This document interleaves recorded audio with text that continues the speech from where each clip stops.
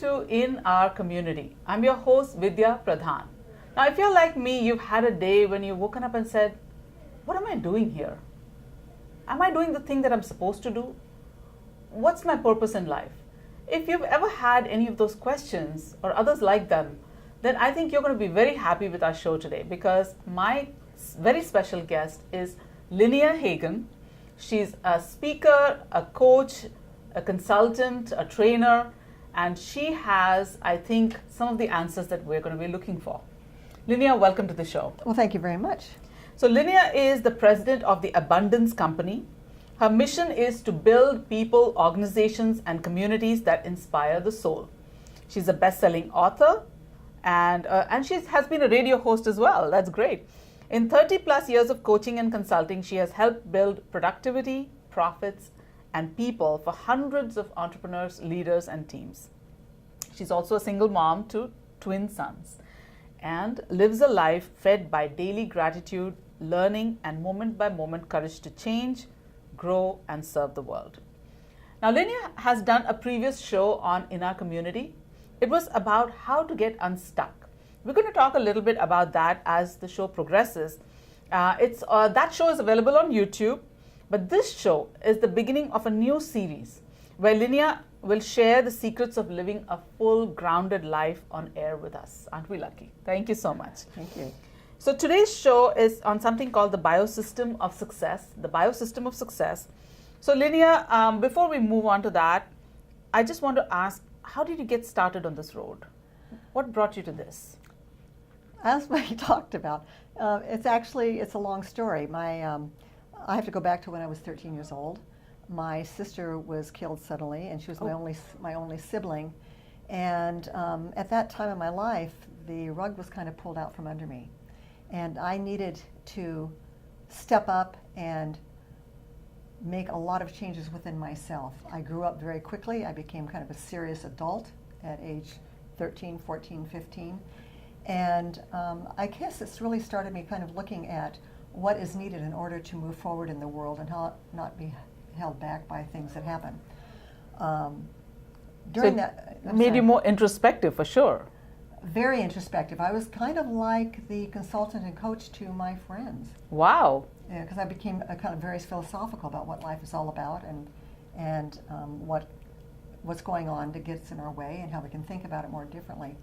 And then through college, I was more or less the same way, but I was trying to be my sister those first few years after she was killed, because I had essentially kind of lost my parents because they were dealing with their own grief. And so I was doing things to please them and lift them up. And often, I think when people pass, we remember the best things about them, so we have this very idealized memory of them. And I'm guessing you were grasping for that idealized portrayal. Exactly, because she, on an even more personal level, she had a kind of relationship with my mother that I wasn't able to achieve. And so my job, one of the high values and needs within myself is for inner harmony. Mm-hmm. And so I was working to establish that inner harmony. So in college, I made some really stupid mistakes, but I ended up graduating and actually getting a double major, and ended up in California because all this other stuff had happened in the Midwest. Mm-hmm. And while I was in California, I had an opportunity to work for Disney, and actually was shipped to Florida to help open Walt Disney World. Wow. And through that, I went through a lot of really wonderful training, and I saw how a really healthy organization works. Mm-hmm. Because Disney is, or was at that time, an epitome of a really healthy organization. And I love being in the flow of that.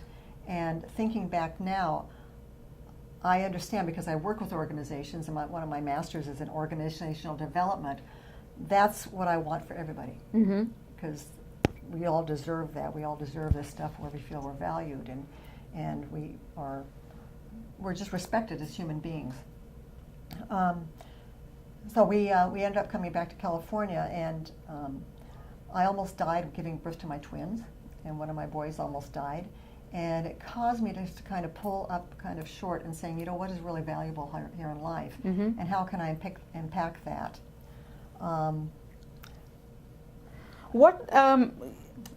when you encounter people to whom who need your help, what is the single most concern that they seem to have? What's the most common one? I can't get anything done. I don't have any time. I've got people here working for me that don't seem to be very productive, or I've got somebody I would like to elevate to a manager, but they have some issues. And mostly the consulting you do is business related? Most of it, yes, is business related, although I have worked with people within larger corporations. Like I had several clients kind of at the same time from Intel, and I helped them with their careers and what was getting in their way of having clarity. But business is made up of people finally, so it comes down to helping people. And ideally, if we look at ourselves, when I work with an individual client, I do something called the business of me, or the business of you. If we approach ourselves as a business, and how we relate to our finances, and how we relate to relationships. That's a good metaphor, yeah. The customers that we serve, because we all serve somebody, right? That's right, yeah. And how to draw healthier people into our business, and how to keep it healthy. That's a great way of looking at it. So it's, the approach I take is a very holistic approach Okay. about leadership and about business planning and strategies and that type of thing. But it's also about what I call the roots. There's a lot of stuff that either are feeding the roots of who we are or bleeding them. So let's get started on today's show, which is on the biosystem of success. First of all, tell me the origin of this word, biosystem. I think we were just talking about how interconnected our lives are, right? Exactly. I started out naming it the ecosystem of success. In fact, it's still on the website ecosystemofsuccess.com. As I was looking, I thought it's not really an ecosystem because each of these parts are not feeding something that makes other parts of it grow or healthier. It's a biosystem because there's all kinds of things that are tied into making this whole organism larger and more fruitful. And it's kind of like a tree, and so my model for it is a tree. If you look at who we are, we're all biological creatures. We're either needing to shed something in order to grow bigger, or we need to feed ourselves with something to grow bigger, or we need to have a master plan or master purpose that grows us up to be higher. And so the system is a tree with roots and sunshine, which are the values that we bring into it. And the business plan is all the foliage, and that shows the success of your business, how much fruit it brings. And then there's leadership over and I'm half Serbian. We talk with our hands a lot, if you can't tell. And so over on the right hand side there is the rain, which is leadership, inspiring leadership of love and courage and authenticity and those types of things. But the part that really supports it and goes deep into the roots but also carries the whole system up the top is higher purpose. What I call the golden purpose. It's a term you refer to a lot in your writings. Yes. The golden purpose. Yes. Now, can I understand from that no matter what externally our problem seems to be, I'm not satisfied with my job, I'm not satisfied with my life, I don't have enough time. Do you feel that at the heart of it is this lack of understanding of our golden purpose? Is that what we need to grasp before we can? I think, let me back up a little bit. Once we are very, very clear about why God or the universe or whatever your belief system is, it really doesn't matter. Why are you here? What is the job? What is the one job you're here to do? And once you define that, then it infuses everything of what you do and who you are. And that actually transcends a lot of the things that are holding us back, because it builds a passion that is bigger than all of those. Isn't that incredibly difficult, though, to find what that golden purpose is? People search for that all their lives. I mean, how do you help with that process? Actually, it is a simple process, but it's not simplistic, because we're complex creatures. It's I have one question that I ask, but it takes a lot of thought. And then there's the next question is, what is the opposite of that? In fact, my son just sent me a video of Tony Robbins, and I'm not particularly a fan of Tony Robbins. I've seen him live, but he does have some wonderful things to say. And he's got kind of the same approach that I use and what I've learned from the Secretariat Institute, which is the #1 rated leadership coaching consulting company globally. And when we find that and we define it, and you know when it's true because you can feel it viscerally. That, I got it. You. This is it. Well, we're creatures of light. We give off photons, and we can feel that actually light us up when we get really clear about what our purpose is. And it doesn't have to, and it's not a role like to be a mother. Can you give me an example of somebody who you've helped like that, and what was the golden purpose they found for themselves, and which may or may not be counterintuitive? Oh gosh, I'm trying to think. There have been so many. Well, I like to go back to one client that I had for several years. His name is Bob, and Bob has a software company, and we worked on a lot of things together.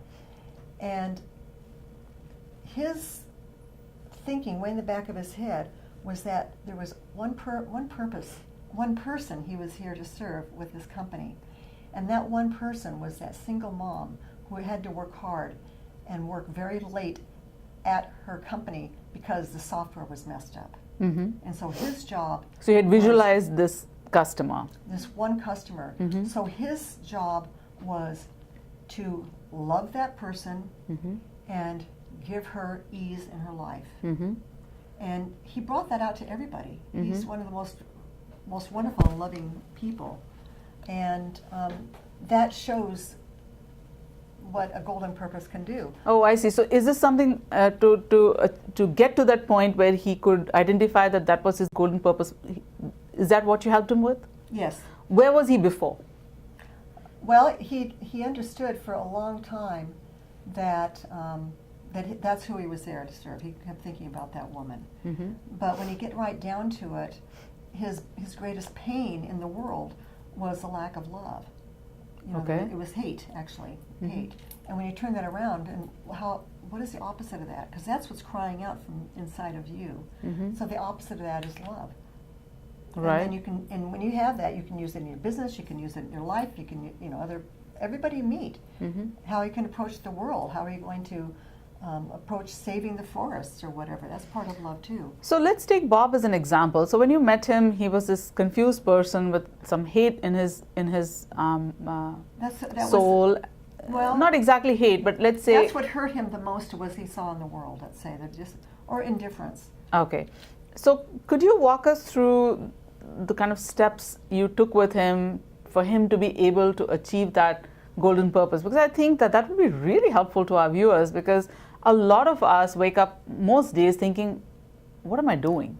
I mean, it's a very common question, because there's so much conditioning in our environment that drives us to certain paths. It could be what your parents did, it could be what your parents taught you, it could be your peers, it could be the school you attended, it could be the degree you just sort of floated into, just thinking that, oh, this is a really good field for study because it makes a lot of money. If you're in Silicon Valley, there's a certain path that might make sense. If you're in some other place, and if you're in New York, there may be a different path. If you're in Texas, there's a different path. Yes. So most of us are just floating, I would say, right? Letting ourselves drift with whatever the prevailing current is. From there to get to a point where you have a very concrete golden purpose, where you say, okay, you know what, this is what I was meant to do. It's a huge, complex process. At least it seems to me. I know you say it's simple, but to me it seems quite insurmountable. It is, yeah. It's not insurmountable at all, but it does take time. It takes time. So could you, using Bob as an example, or some other person that you've helped, take us through the process? How do you get to that point of enlightenment? Well, there is enlightenment. I like that. Actually, there's a couple of different things that I do. One of the most important things to be the best at who we are is to make sure first that our own needs are being met. And these are needs at a very basic level, like we need air or water or food or love or shelter. But these are emotional needs. And I give my clients, not all of them, it depends on where they are and what they're open to, but it's something called a needs and values analysis. And so what they do is fill out this survey, and then they have a forced choice to get down to like 3. And that's how I found out what my... So prioritize it. Prioritize it. And when you have those needs being met, then number one, it gives you more serenity. It makes you more productive because you're not working and trying to find things that will make you feel better about what you're doing. But maybe you're just not in the right place, number one. Are people good about identifying those? Or is there still No. I would assume not. No, they're not. Because that's where they need some guidance as well. Exactly.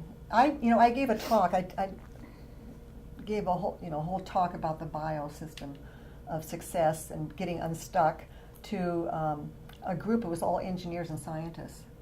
And one guy came to me and he was almost in tears. He said, I drove all the way from Fremont to come here. He said, because I'm really stuck, and it's very, very common for engineers. Because when they're in engineering school, they're forced to focus on just one piece of engineering, and they don't talk to anybody else. And then when they get into business, all they have is that, and then and then they're put in charge of maybe a team, and now you've got to interact with other people that aren't like you. And so a lot of it is a misfit of where you are, especially if you have a high need for inner harmony or relatedness. So how do you help them find that in the first place? How do you help them identify those needs?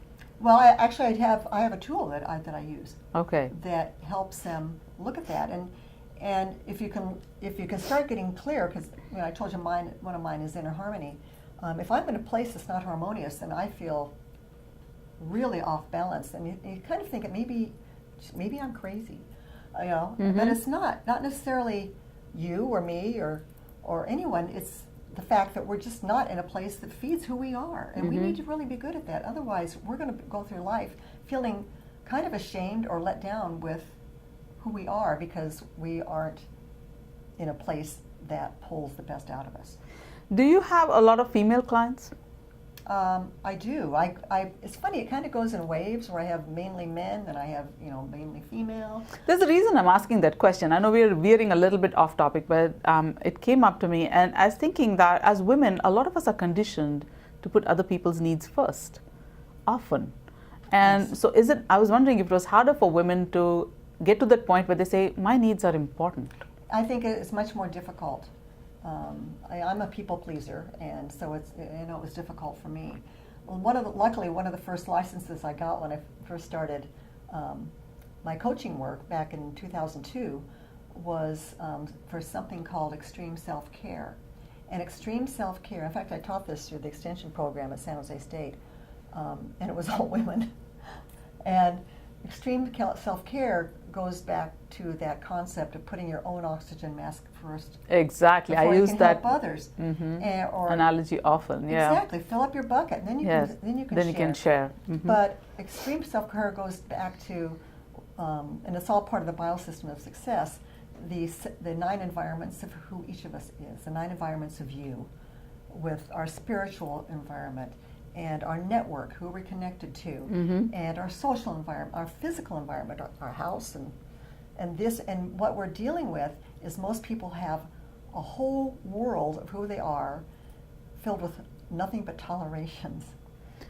And So if you're just tolerating interesting. stuff, then that's not healthy for you. And I'm guessing that most people aren't even aware of all the networks that surround them. It's amazing. There's our own DNA, there's our family network, there's our financial environment. There's a lot of different environments that make up who we are. And when I've worked with entrepreneurs, one was this very successful attorney, and we started looking at this, and I said, what's getting in your way? After we did all the business planning and that type of thing, and we started looking at it, and same with Bob, who had the software company. What's getting in your way? And people are just putting up with all kinds of junk in their lives. Yeah. Very little things make a big difference. For instance, can I just break up one instant? Yeah, I'd love it. A professional, she was like an engineering manager or marketing manager for Intel, and wanted to make some changes in her career, and we came up with a plan on how to move to a new career to make wine, which she'd never told anybody before. It was really fun. How to have a winner. So she wanted to go from a tech career to a vintner. Be a Wow. vintner. And so she said, I'm exhausted when I get to work. And I said, so tell me how your morning starts off. And I just love this story. And she goes, well, I get up in the morning and I make coffee, I've got this really horrible coffee maker. And sometimes it works okay, and sometimes it doesn't, and sometimes, it turns off. And I said, Tanya,